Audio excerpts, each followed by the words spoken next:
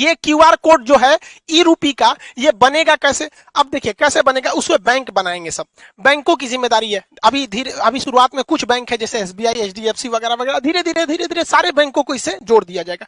Bank के पास ही ये अधिकार होगा ये प्रीपेड सर्विस देने के लिए। जैसे मान के चलिए बहुत सारी कंपनी है, डेल कंपनी है, अमेरिका की डेल कंपनी या कोई कंपनी है, वो चाहती है अपने किसी वर्कर को मुंबई भेजी है काम से कि अब मुंबई में उसको रहने के लिए बढ़िया होटल चाहिए, तो उसने वर्कर को दिया कि लो भैया 20,000 रुपया तुम ताज होटल में रह जाना, क्योंकि मेरी कंपनी का नाम होगा, ताज होटल में रहोगे तो। लेकिन वर्कर सोचेगा ताज होटल में ना रह के कोनो और होटल में रख देते, पैसा बचा लेंगे, तो कंपनी को लॉस लगा कि नहीं लगा?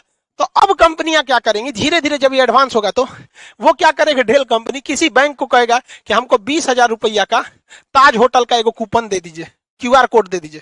तो ये 20,000 का देगा तो कुछ अपना चार्ज भी लेगा, 20,000 का देगा तो। अब बताइए ये आदमी जो कंपनी थी या सरकार थी उसने कूपन बनाने को दिया, तो ये बैंक किसको रिक्वेस्ट भेजेगा, एनपीसीआई को। ये 1 सेकंड के अंदर अंदर इसको कोड बना के दे देगा।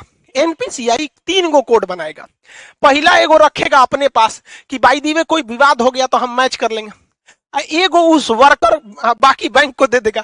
तो बैंक किसको देगा, एगो वर्कर को कि हाँ भैया ले जाइए आप ताज होटल में रुकिएगा।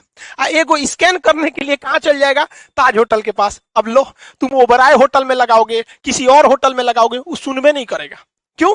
क्योंकि एक जोड़ा उस कर्मचारी के कहां पे था, वाउचर में दिया गया था मोबाइल में स्कैन करने के लिए। एगो किसके पास था, ताज होटल के पास, और एगो किसके पास है, एनपीसीआई के पास। कि बाद में कोई विवाद हो जाए कि ना मैच नहीं कर रहा है और कंपनी कहेगी ना ताजे होटल का ही है, मैच क्या नहीं करेगा, तो ये सुलझा सके।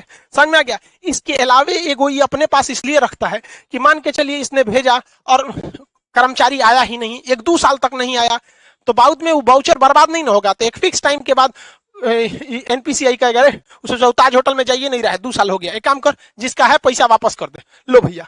तो इतना वेल डिसिप्लिन हो जाएगा ये चीज जिसका कोई हद नहीं। अब सरकार, पहले याद कीजिए, पहले राजीव गांधी जब प्रधानमंत्री हुआ करते थे उस समय की बात है, वो कहते थे 100 रुपया भेजती है सरकार तो 55 रुपया पहुंचता है। अब बताओ भाई, अब तो इसमें टेक्नोलॉजी का है, 100 रुपया भेजेगी सरकार तो 100 रुपया पहुंचेगा, और जो ने चीज काती भेजेगी वही चीज में पहुंचेगा, क्योंकि उसका जोड़ा 3-3 को बनाया है। एगो एनपीसीआई रखा है, एक जिसके लिए आपको भेजा है, दूसरा जहां स्कैन करेंगे वहां पे।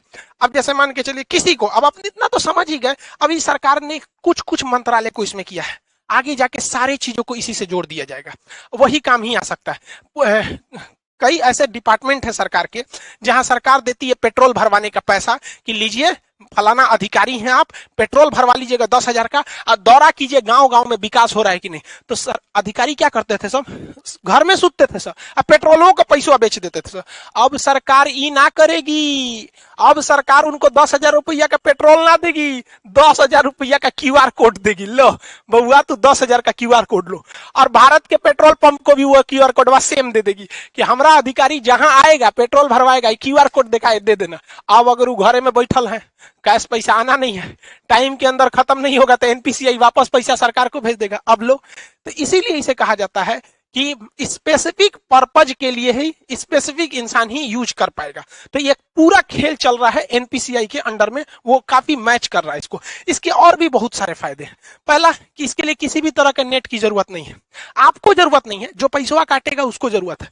अब मेरे पास क्यूआर कोड आ गया है तो हमको क्या जरूरत है नेट कोड का, जो पैसा काटना है, जो दुकानदार है उसके पास रहना चाहिए, पर्सन के पास नहीं रहना चाहिए। इसके लिए किसी एप्लीकेशन की जरूरत नहीं है। पहले आप पेमेंट पैसा देते थे यूपीआई के थ्रू या किसी के थ्रू, तो आपको कोई ना कोई, चाहे गूगल पे रखिए, पेटीएम रखिए, भीम रखिए, फोन पे रखिए, अब बड़ी ज्यादा था ससुरा पेमेंट ऐप, तो कोई ना कोई एप्लीकेशन की जरूरत है। ऐसा कोई अभी एप्लीकेशन की जरूरत नहीं है, आपके मोबाइल पे क्यूआर कोड आ जाएगा, रजिस्टर मोबाइल। दूसरा, इसमें किसी भी तरह के रजिस्ट्रेशन की जरूरत नहीं है। अभी क्या है, कोई मोबाइल से करना चाहता है तो फोन पे डाउनलोड कर लेगा, ले ससुरा केवाईसी नहीं है, रजिस्ट्रेशन नहीं है, 20 गो झमेला है, इसमें कोई रजिस्ट्रेशन की जरूरत, कोई लिमिट भी नहीं है, कितना का क्यूआर कोड बनाना है, कितना, कोई दिक्कत नहीं है। अभी ये शुरुआती फेज में है, आने वाले 4-5 साल बाद ये बहुत ही ज्यादा बढ़ जाएगा। एक वक्त था, आज से 10 साल पहले लोग एटीएम यूज करने नहीं जाते थे। एगो बैंक का एटीएम था, सोचा कौन बैंक का था, आईसीआईसीआई का था कि एचडीएफसी का, उसमें हम आज से 10-12 साल पहले एटीएम का कड़वा लगाए थे, तो अंदर लेके चल गया था, धक धक करने लगा था, सोचा हमारा कड़वा अंदर ले गया, देगा कि नहीं देगा। लेकिन आज देखिए एटीएम कितना फेमिलियर हो चुका है, तो धीरे धीरे ये भी काफी फेमिलियर हो जाएगा। अब आप समझ गए कि ये स्पेसिफिक काम में ही इसे यूज किया जा सकता है। आने वाले वक्त में सारे लोग अब ऐसे ही करेंगे।